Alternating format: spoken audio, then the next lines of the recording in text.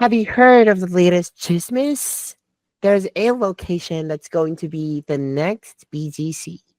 Want to know where? Better yet, instead of teaching you where, we'll teach you to finally learn if that rumor is chismis or a fact. Welcome to the fourth episode of Financial Freedom Philippines and the second episode in our Finding a Hotspot series. Our mission is to empower Filipinos to build wealth and a brighter future.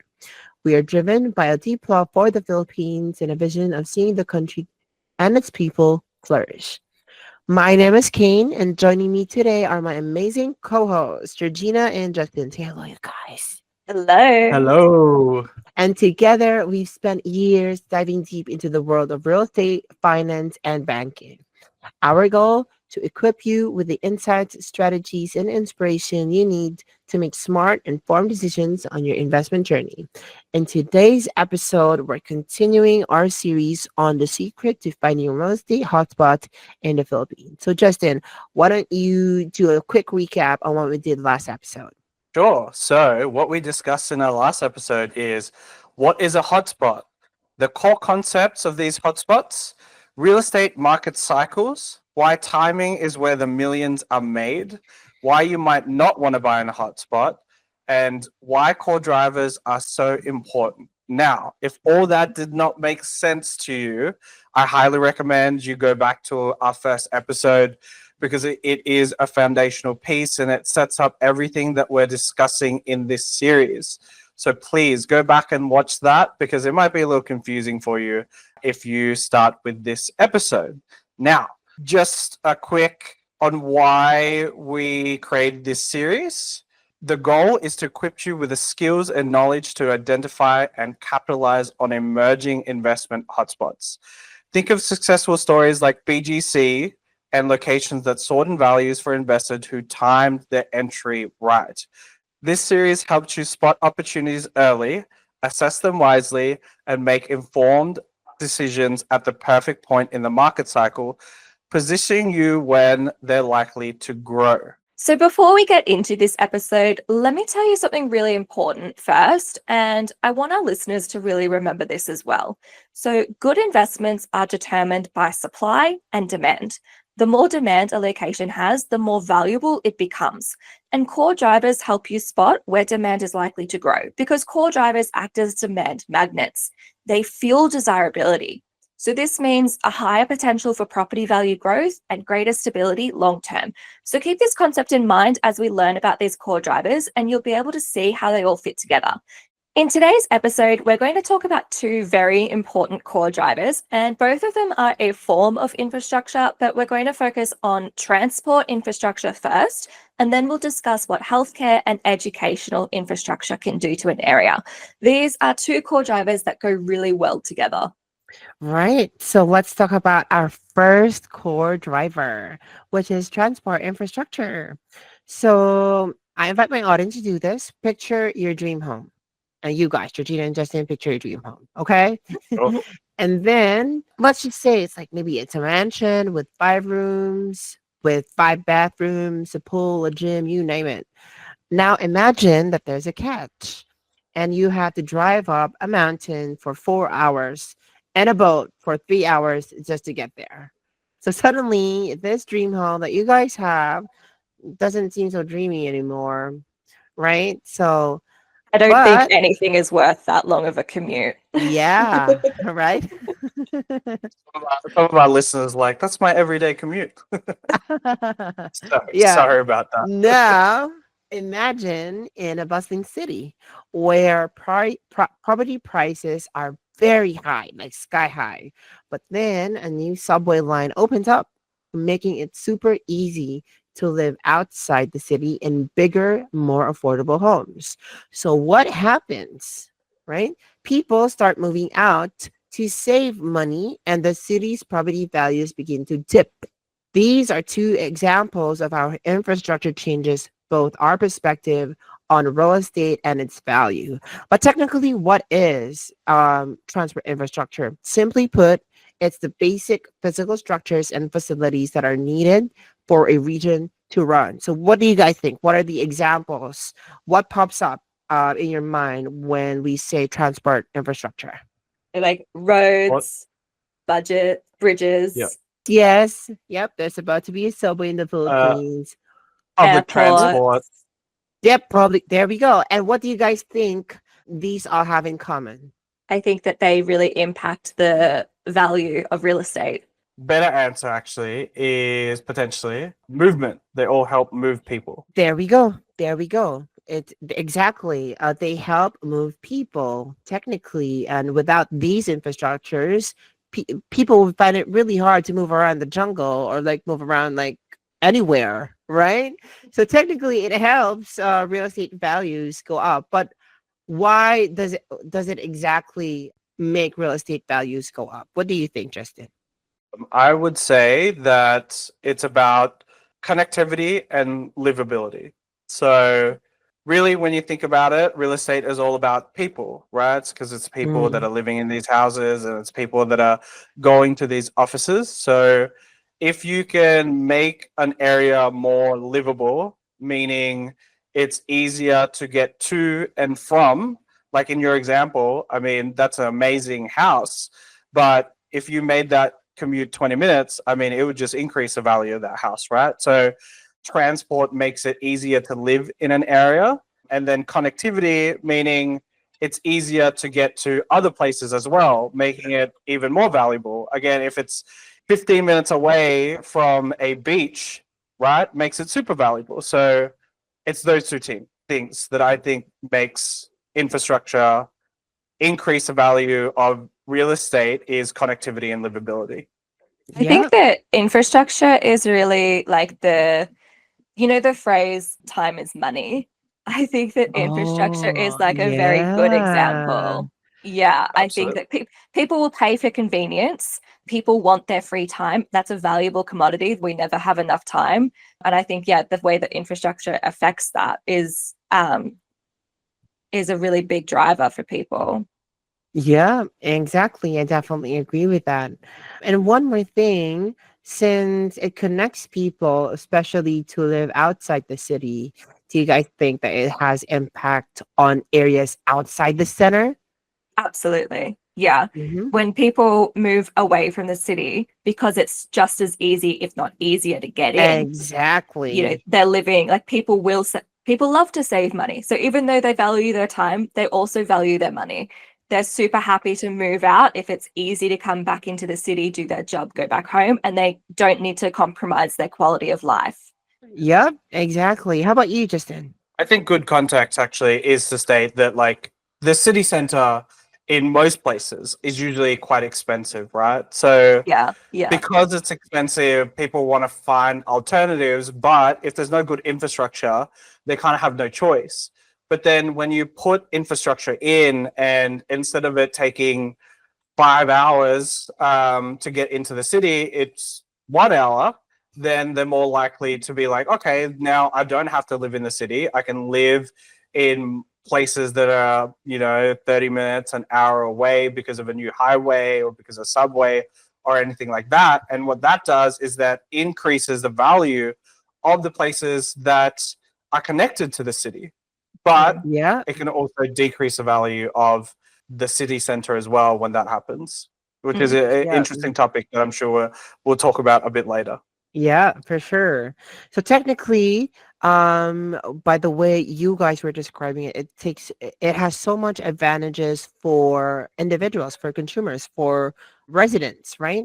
Do you think it has impacts on developers, like when there's Yep. better roads and utilities? Yeah, go ahead, Justin. Yeah, Why do you think 100%. so? I mean, like, if there's good roads and railway, it's easier for developers to get their equipment and what they need to improve residential places or commercial places. So, absolutely, infrastructure can make it easier for developers to come in or even the Mm, government to come in and improve things. And of course, those improvements can have a very big impact on the value of real estate in that area. absolutely. Okay, I have one last question before we move on to our next topic. Take for example a rural area, right? Like like provincial or maybe not that much provincial, maybe just outside the city.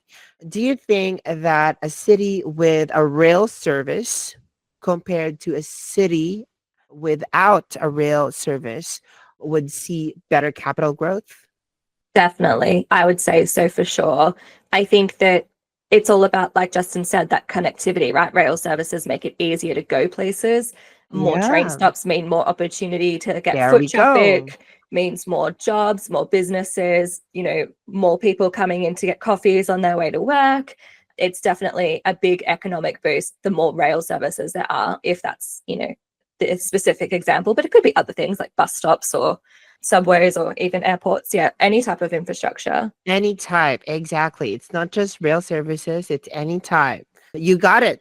Absolutely. You're Right. correct Okay. there. So before we move on, I just thought about something, right? So off topic from what you guys were talking about, but on topic of the overall subject, and that is that infrastructure, like we talked about all these things about what infrastructure does for a location, but from a very high level overview, all those things boost the economy, right? So Yeah. if you think about making a place easier to get to, so more people go there, and then because there's more people, the government wants to improve that place. And because the government wants to improve the place and it's easy to get to, commercial opportunities open up. All that creates more jobs, it attracts businesses, and overall stimulates the local economy. The local economy being stimulated, it boosts the economy. And a strong economy usually attracts foreign investors or people who are wanting to invest in real estate because it gives them more confidence. So that's just like a very high level thinking about how infrastructure impacts real estate values. So Definitely. more, And yeah, that's one of the reasons why infrastructure is one of the most, I would say, I don't want to say most important, but I do think it's a very influential core driver. Is when yeah, you see infrastructure, there's going to be a ripple effect in the areas around it. And that's only going to create positive changes to the real right. estate market around. Yeah. Yeah. Okay, which brings us to the first thing that we have to remember when it comes to infrastructures. Infrastructures are actually not created equal. It needs to be useful and it needs to be impactful. Anybody care to explain why? Let's start off with its usefulness. Why does infrastructure need to be useful? The usefulness of a particular type of transport infrastructure is really important, right? Like it needs to meet the community's needs. You can't just chuck in anything and expect it to make a difference. Like for example, in BGC, inputting a subway in there is probably not going to be as useful because the demographic of the community, like people are richer, people have their own personal drivers, or they're just within walking distance to work, right? So a subway in BGC isn't going to be as necessarily useful as it could be in other surrounding areas, maybe like Makati, for example. Or Quezon City might be a good one as well. Like where a subway is really good when there's lots of working class in the Hmm. area. That's when a subway will make a big impact. But I think the overall point, right, is that if a subway is put in an area that's really affluent and they have drivers, well, they're probably only going to use the subway really as like a novelty.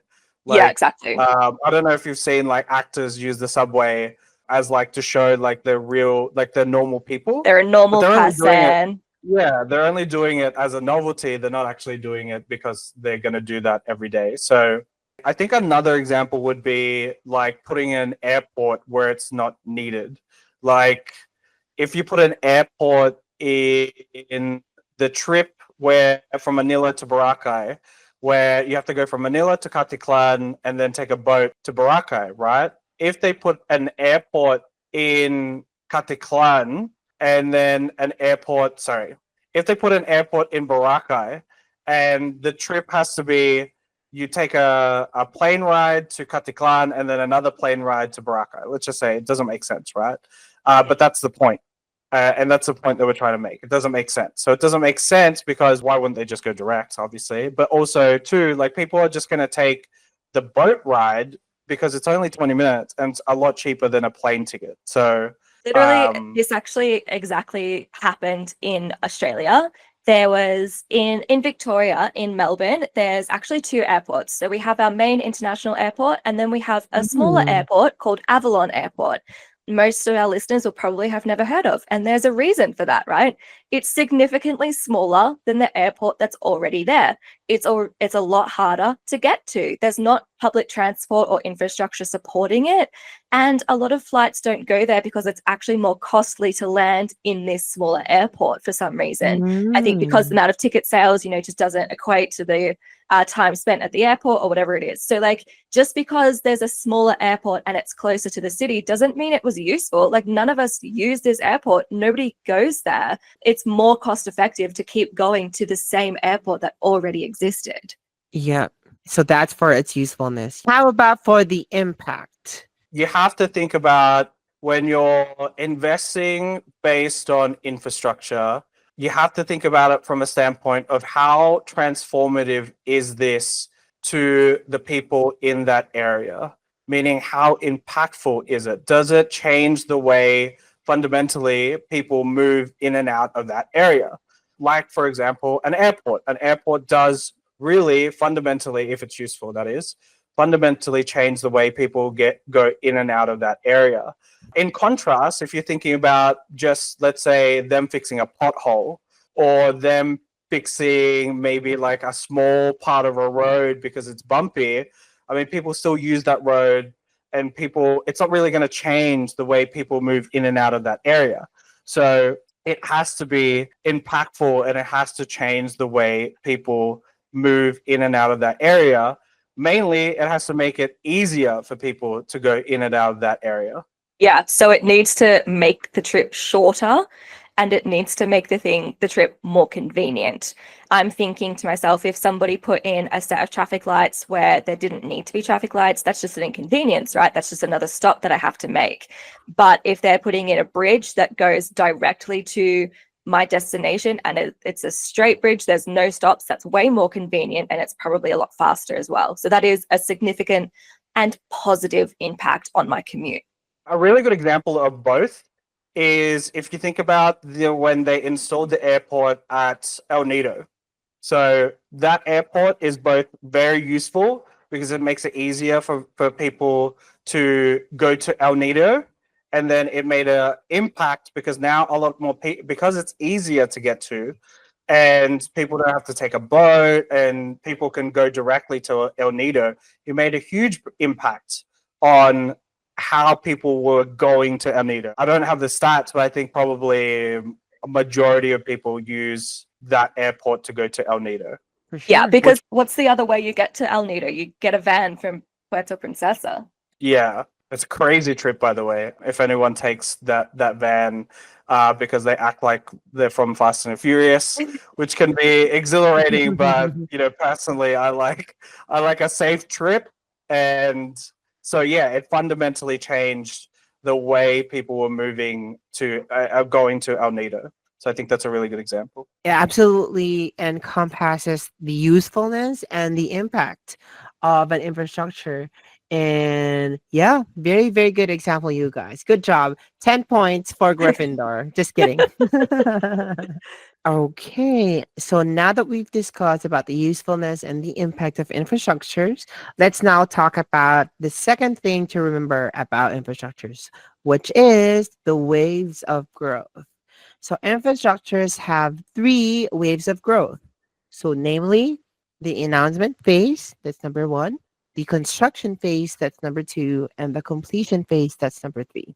So I think that the announcement phase is probably the most interesting part of these waves of growth, because this is where the most amount of risk is, but it's also where you get the biggest amount of gain. So it's risky, obviously, because you don't know if things are going to actually get completed. You don't know what your returns might be. You don't know if it's even going to go ahead. Sometimes things get cancelled, budget runs dry, these sorts of things. So there's a lot of risk involved, but if it goes through, the return on your investment is huge. I think a good real life example of that is BGC, right? This is a good example where things go well, which is like, if you invested in 2004-ish, that's really the announcement phase, right? That's when they announced they're going to turn BGC into what it is now. Now, what happened was people who invested really early in that phase, like probably doubled to tripled their investment, but they also ran the risk of the government lying, politicians lying, and things of that like that not happening and them losing that investment. So that's the risk reward of investing in that announcement phase before construction happens. So there's like that phenomena where it gets announced. So interest is at its highest and then prices are at their highest, but then interest wanes and prices may or may not drop. But then when you go into the second construction phase, prices go up again. So like the announcement phase is like almost guaranteed to be the cheapest time to invest. But like I said, it's a big risk. Yep. But higher the risk, higher the reward. Exactly. Yep. Depends on the risk appetite of the investor. All right. So now that we've talked about the three waves of growth of infrastructure, let's now move on to our third thing that we have to remember. The infrastructures are a double-edged sword. Okay. What Yes. does that mean? What do you think, Justin? Well, that means that it can both increase property values and decrease property values. We've discussed the increase, right? So let's just cover the decrease. For example, we mentioned subways. Like if you have a property, right, and then a new subway comes along and you are, probably 100 meters close to that subway, well, guess what? It's going to be very, very, very noisy for you, right? And that is going to decrease the value of your property because no one wants to hear a subway every day.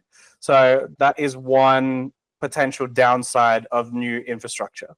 Yeah, for sure. How about you, Georgina? Yeah, definitely. A downside is like also the view of the construction. People Yeah. want to see the city skyline. They don't want to see a construction site. They don't want to see it's an eyesore, right? And it actually really impacts the value of properties, even if the values of properties surrounding the area, even though the construction isn't done yet, while it's being built for those, year to 5 years that it's being built, it's a Mm. big impact on the value of surrounding properties. So that is another downside. Yeah, and another Right. downside is that actually not all roads are good roads. Like it doesn't always drive property values up. How so? So take for example, if a road cuts through an exclusive neighborhood, so we have a lot of those in the Philippines, it actually might reduce the what do you call this? The charm The of that exclusivity. the Yeah. exclusivity. Technically, when the exclusivity is gone, the value drops as well. So not all roads are technically good for the real estate properties and Mhm. their values. Mhm. Yeah. Yeah.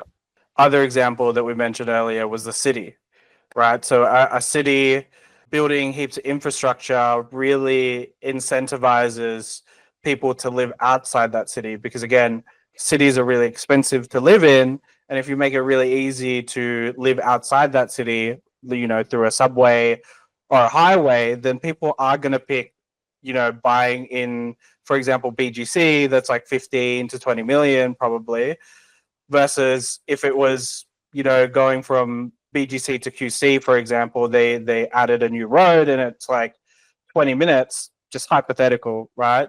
Then people are probably going to choose QC because it's probably going to be half the price. And what that does is it decreases the value of BGC because the demand is a lot less now for BGC, but the demand for QC increases. Yeah. I definitely agree with that. All right. Okay. So let me just give some examples of infrastructures that can make an impact in the Philippines. So very first and very much well known about here in the Philippines is the upcoming Metro Manila subway. So it's going to make a lot of impact for sure because it's going to be a 58-kilometer subway system and it's going to be connecting Mindanao Avenue in Quezon City to the national Ninoy Aquino International Airport in Pasay. And Quezon City and Pasay are like two different planets. It's like you need to take, instead of a plane, you need a rocket to like if you want to transfer from one place to another. And this subway system is gonna, for sure, it's gonna make a big impact. So as Metro Manila has its first underground railway system, it's expected, of course, to significantly reduce travel times and decongest traffic. What about you guys? Do you have any other examples of an infrastructure that can make an impact in the Philippines? I don't have an example, but I did just want to say about the airport. Like, it's the same in any country, right? The airport is probably one of the most popular places to go. Traffic around it is always a nightmare, particularly here in the Philippines. So I think having that subway to connect such a key infrastructure in the city is going to make a massive, massive difference. They're Yeah. building a new international airport, though, aren't they? In Clark. In Clark, yep, the Clark International Airport. And also in Cebu, they just built a new one, Mactan. So there's lots of airports, which means Lots of lots new of people coming airports. in. And Lot and there's lots of potential. lots of bridges that they're building. Lots of bridges. Speaking of bridges, the Bataan Cavite Interlink Bridge. So whoever's listening, just look that up. Bataan Cavite Interlink Bridge. It's like two different places, very opposite to each other, separated by, I'm not sure if it's a lake, like a very large body of water.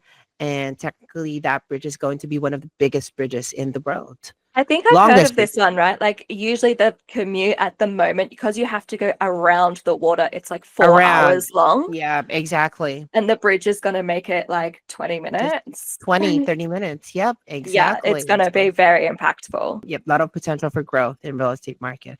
Mhm. Okay, but technically that concludes our discussion on transport infrastructure rather.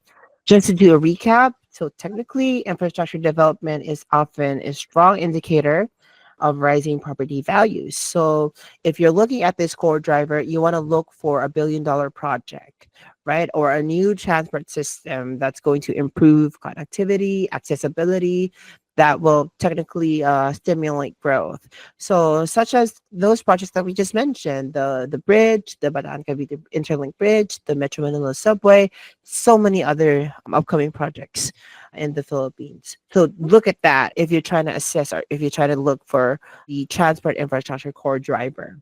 And then also, do not forget to assess both positive and negative impacts. So it's not just all positive, as we discussed earlier, right? Not all infrastructures are created equally. It has to be useful, it has to be impactful.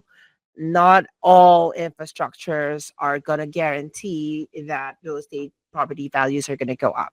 So do your own research. Always, always, always. So everything's always contextual. Okay, so before we move on to our second core driver, which is exciting, anybody wants to have any last words about transport infrastructure? Yes, I have one. And that is to remember, and we taught this in episode 1. So also, if you didn't watch it, watch that. Don't rely on just one core driver. Have multiple core drivers if you are going to invest. And we say at least 3 or 4 because increasing them reduces the risk of one of them being bad or you being wrong, right? So for Mhm. example, transport infrastructure. If you're just investing in transport infrastructure, and let's say a politician lies, and instead of that infrastructure being done in 5 years, it's 50 years. Well, It's a bad investment, investment. yeah, your investment is going to take a very, very That long actually time to grow. happens. Yep, Yeah, that No. and it actually does happen. happens in the Absolutely. Philippines. And it could Absolutely. even be as small as you pick the wrong neighborhood, right? You pick the wrong neighborhood and this infrastructure doesn't affect that neighborhood. So that's why we say really you need to invest in places that have multiple core drivers. And obviously we will reveal them as we're going through it. But if you look at any place that has increased in value, I would guarantee that it has at least 3 core drivers, if not more, because the more core drivers, the less risky it is, because the more likely that there's going to be demand, and also it's going to be sustainable. Because that's another thing. if you're just like, for example, if you just invest in a location with one core driver, let's say a new airport, eventually that is going to lose its effectiveness because everyone's going to get used to it. So that initial growth isn't going to be sustainable. Eventually it's going to decrease. But if it has multiple core drivers, then the demand will continue. It'll be sustainable. So that is so important to remember. If you are going to invest in any location, make sure it has multiple core drivers. That's it. Multiple core drivers. Again, do your research. Everything's contextual so that you're able to mitigate or minimize your risk. So now let's move on to our next core driver, which is health and education.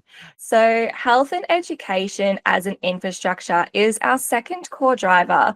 And why is it our second one? Well, we've spoken about it a little bit, but it's because not all infrastructure is made equal, right? Like infrastructure must be useful, it must be impactful. And medical and educational facilities are at the top of this hierarchy. They do tend to be the most impactful. They do tend to be the most useful just by default. And we're going to get into that a little bit more soon. By the way, I think a close one, but we never put this on the list, would be internet, especially in this modern age, right? Because everyone works from home and every business is reliant on internet. And that can, for a lot of people living and businesses, like internet, right, is such a big one. What do you think? Yeah, of course. I would agree. However, my brain immediately goes to Starlink. Starlink. But that's access to the internet, so it's the same. Sorry, I was going to say it's access to the internet if you can afford it, but it's not the same as having like a government implemented. No, 100%. I'm mentioning like as a infrastructure, regardless of how it's implemented, internet is probably getting up there with the core drivers that we're talking about. Definitely. And I do want to talk about the impact of remote working, remote living in this podcast. So remind me to talk about that later. We'll talk about remote working and living in this podcast for sure. So let's move on to the next topic. So the next topic is, it started off with a question: why does medical and educational infrastructure increase property values? What do you guys think? I think it increases property values mainly because it employs a whole lot of people. So again, we mentioned that real estate is at the heart of real estate is people. And what does medical facilities and big educational institutions do? They employ doctors, they employ teachers, people go to them, students attend them. So these two things drive and congregate a whole lot of people into one location.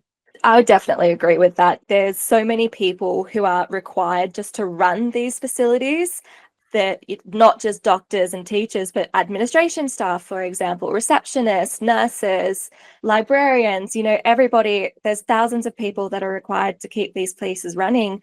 So by default, in creating jobs there, it also creates housing demand.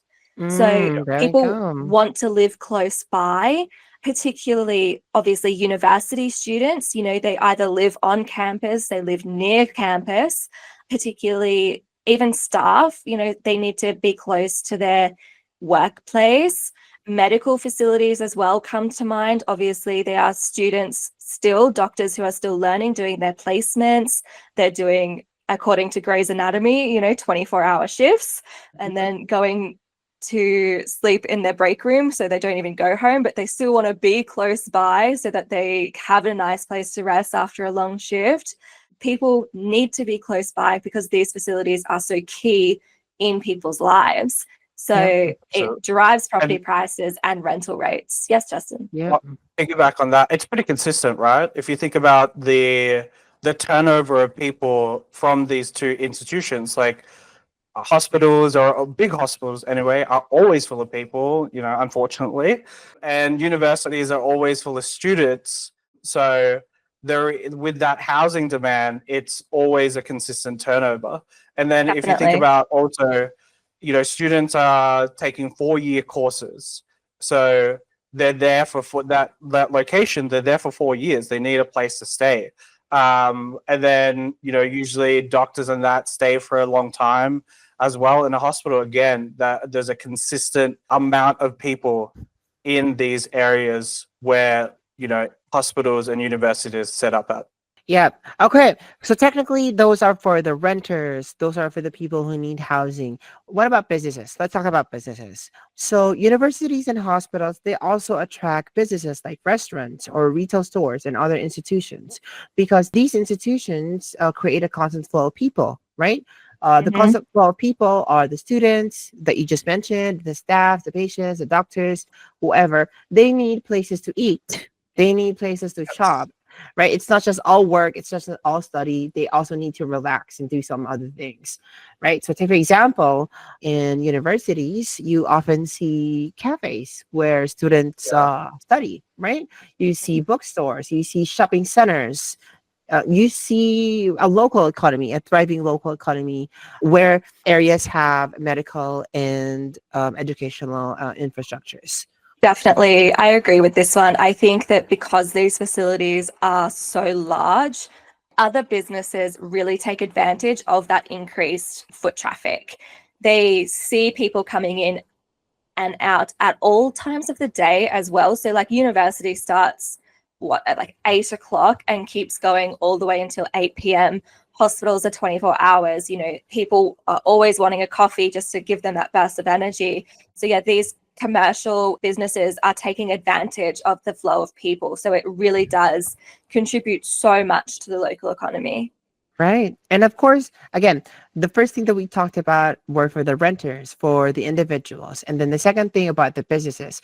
But it doesn't just improve that, it also improves infrastructure. You Mhm. guys think so? Definitely. Yeah. We've spoken a lot about roads today, but roads are just really important. Yeah. Well, it's mainly because, like, if you think about it, these large institutions, universities and hospitals, the governments have to plan for them. They have to plan for people to go in and out. So it's almost a given that the government, for these large ones, right? So we're not talking about like elementary schools and things like that, but it's almost a given that the government will go in and plan infrastructure and go, hey, we need to improve the infrastructure if we're going to add a university or add a hospital. These projects, and if you think about it logically, like, you can't just open up a hospital, because if you just open up a hospital and you don't think about the infrastructure, like, how are people going to get to the hospital, right? I think a good last point is that these institutions are so big that it requires the government to plan ahead, and they have to plan in terms of infrastructure,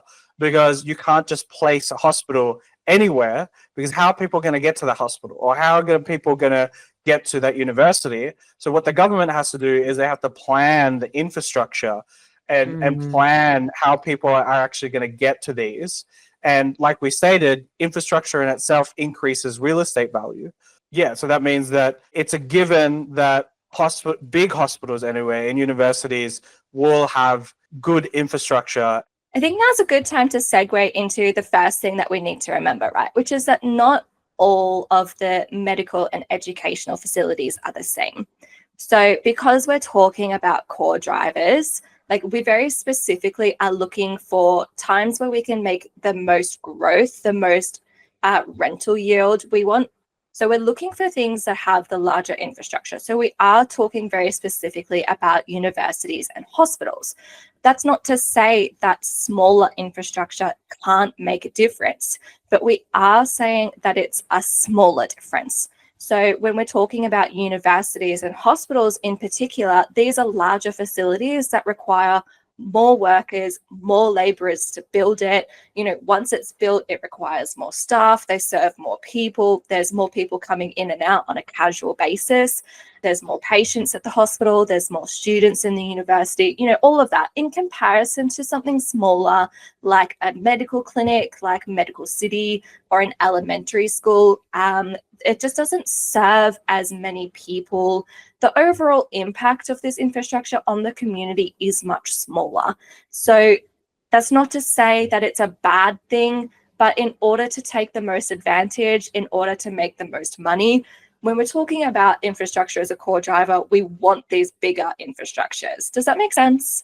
you think about it from a standpoint of, I know a lot of people that have moved closer to a university, like Ateneo, like De La Salle, but I've never heard of somebody moving for an elementary school or a primary school or anything like that. So it just goes to show you that basically size matters, Yeah. and the bigger, the bigger The better. the institution, the better, and the more draw, and the more likely that property prices around that will increase. But I think to remember, this is our second thing to remember, that elementary schools and medical schools do make an impact, just not a big impact. So if you're buying in a location where there's a school, and it could be a small school, like an elementary, high school, and you're within proximity of a medical center, like it can make an impact on your property value. On the flip, it can also make a negative impact. Like if you're too close to a school, it might be too noisy for renters or anybody that you're selling it to. So also take that into consideration.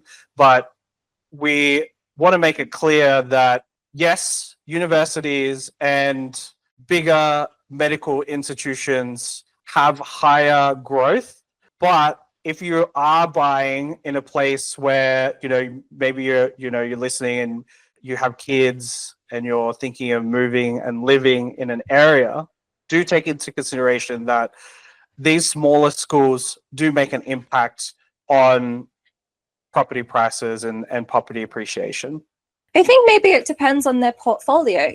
I've just had the thought that even though people who live near elementary schools are kind of there for, 10, 12 years, or even 6 years if they move away for high school, that just means you have a long-term renter, a long-term tenant, and that could be exactly what you're looking for. So maybe it depends on your portfolio as well. Now let's talk about the third thing to remember about this core driver, which is that certain real estate will perform better near universities and hospitals. Justin, you want to say something about this?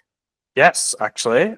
So if you think about universities and medical facilities, usually the people in them are younger professionals. So it's very rare that, like, especially universities, that you're going to have a lot of people, like families, going in, right? Maybe hospitals, but generally, if you think about the main people, it's students and then doctors, and usually they're younger. So if you think about from that context, right? Family homes aren't going to do as well because there's just not going to be enough people wanting family homes. What is going to do well is your studios, your shared dormitories, your one bedrooms, because that's what fits the people that are going to be in and out of these universities and these hospitals. And that's why we're saying certain real estate types do better, because certain real estate types fit the demographic of the people that go to universities and hospitals. So always keep that in mind if you are buying because of this core driver, that you are going to find that real estate that fits the demographic of the people going to that core driver, right? In this case, it's universities and hospitals, which equals students and young professionals. Then the property types that fit that demographic is going to do better. I was just going to say that I think this point ties in really nicely to what I said just before, which is in that, people who live around elementary schools, for example, they're there for a long term. They're there for 6 to 12 years. So that's why the family houses tend to work a bit better near those types of schools, whereas, like we've mentioned before, average university degree is 4 years. Most students are moving around every year, changing their roommates, changing their degrees, changing their universities, whatever it is, whatever motivates them to move. So it's a lot more shorter term. So you do need to really think about it from the perspective of the people who are going to be living in these areas, and that's really getting to know your demographic. Yeah, definitely agree with that. So just to piggyback on what Georgina said, The key question to ask yourself, to our audience, right, is what kind of real estate will thrive based on the primary purpose of the institution nearby? Based on the primary purpose of the institution nearby. So you have to be very careful about the demographics that are surrounding the institution. Couldn't have said it better.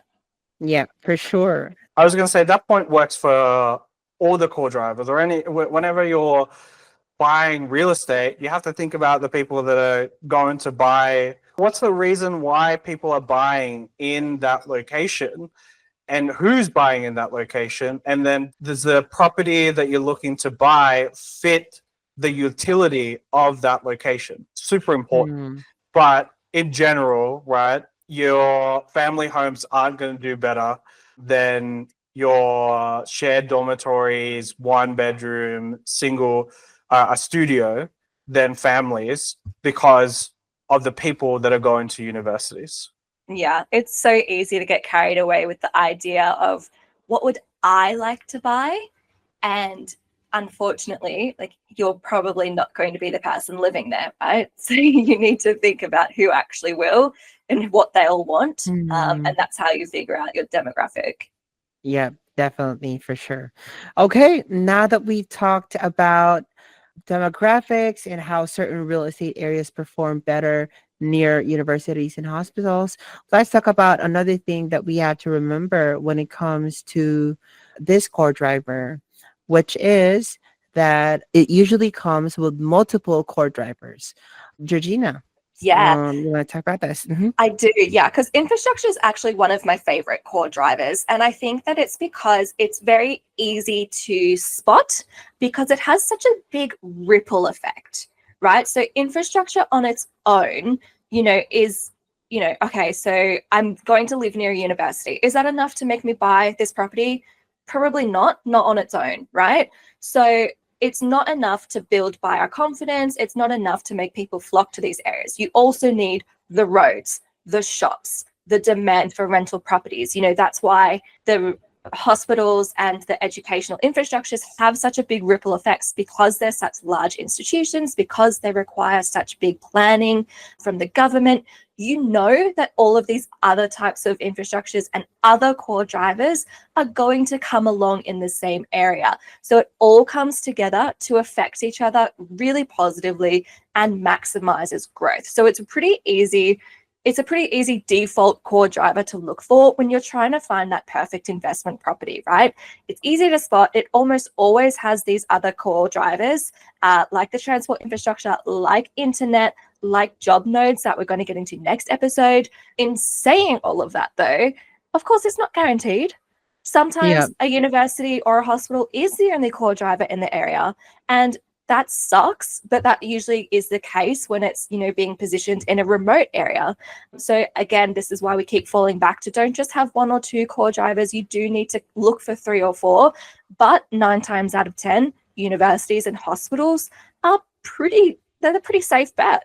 I think universities, right? And I'm going to give away a core driver that we haven't talked about. That we will later. I think if you think about it, usually universities have 3 core drivers, which is number 1, the infrastructure, because the government has to plan Transport. how people are going to go in and out of the university, right? And then you have the university itself, and then generally lifestyle features. So your restaurants, your cafes, your things to do, and making it better. So when a university pops up, generally those 3 core drivers will pop up with it, and it makes it a safe bet for people who are investing. But like you said, that's not always the case, but generally that's usually the case. If we break down like the most prestigious universities in the Philippines,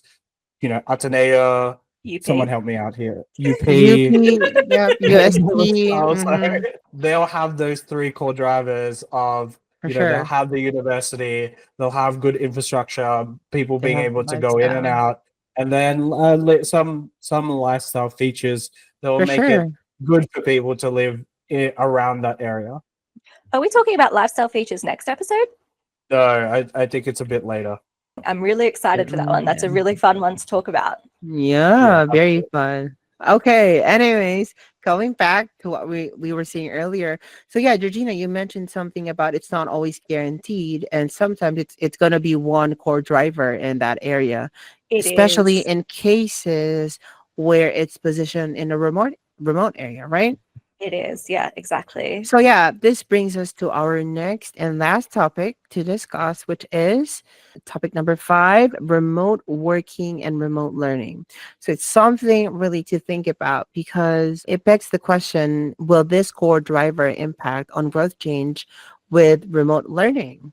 Right? So probably not, or probably not immediately. So what do you guys think? Let's go just universities first, right? Let's talk about universities and remote learning.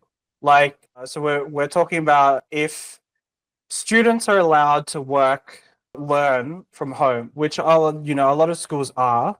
How impactful will that be in terms of people actually going into the university? So that means like if people are learning from remote, that means they're not going to go into the universities, they're not going to rent around it.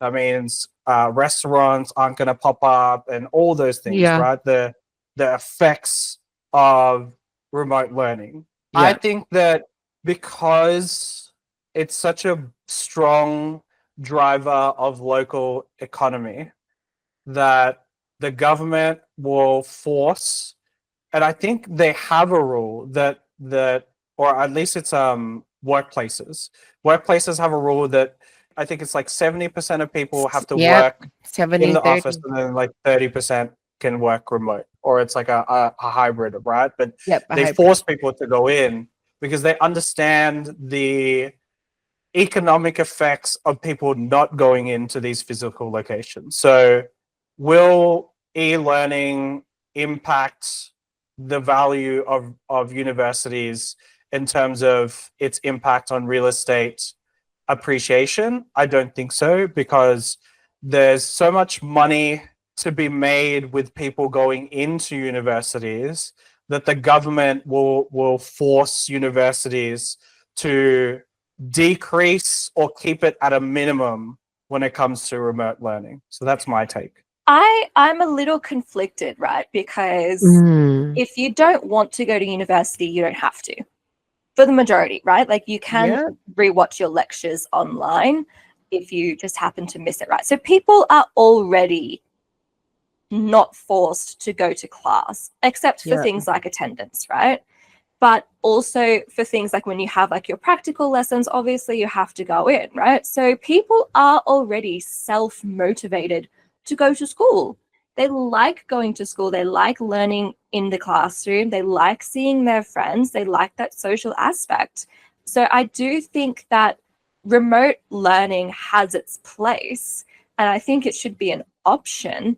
I don't know if the government will get involved to mandate it, because I think, yeah, like I said, I think it's such a cultural experience. It's such like a rite of passage for you to go to university and see your friends. Do you know what I mean? Yeah. Just to understand your point, you're saying that they're not going to need to, because the students want to go into university.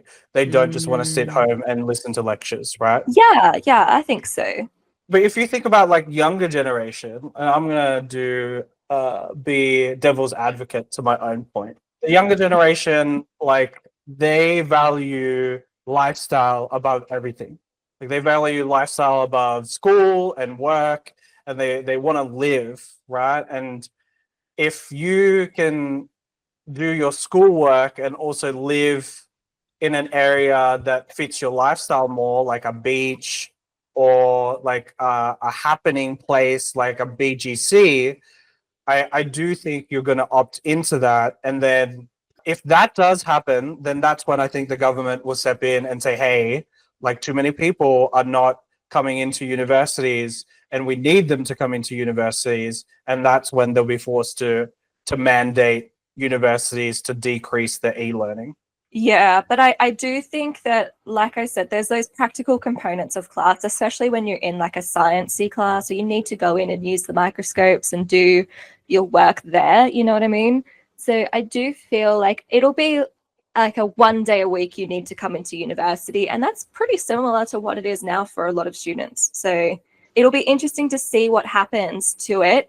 But in terms of the effects that it'll have on the surrounding real estate, I think that there are a lot of students who will take advantage, because let's assume that it has a negative impact. Let's assume that they implement remote learning and everybody's moving out of the city for their lifestyle benefits. There are students who will take advantage of living close to university. So I don't think it's going to stop being a profitable investment. It might just be 50% less. It's a big number. I don't know about that. That's a bit much. No, I don't like, at least my opinion is that remote learning will not impact the value of universities on real estate appreciation, because they're one, if it does, the government will step in and change it, because we have already seen the effects of people not going into commercial spaces and institutions because we went through it, like the pandemic, right?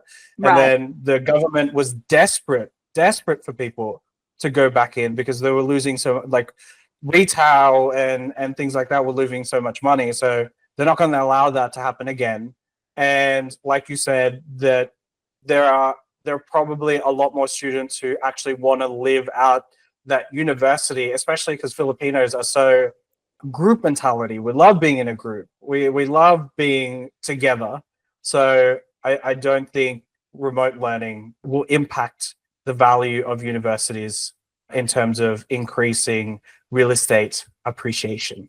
So in other words, it may and it may not. At the moment, it doesn't. All right. So that concludes our episode. Oh my gosh, there was so much to discuss. That was so fun. But let's just do a recap. So infrastructure is a key driver of property value because it's so impactful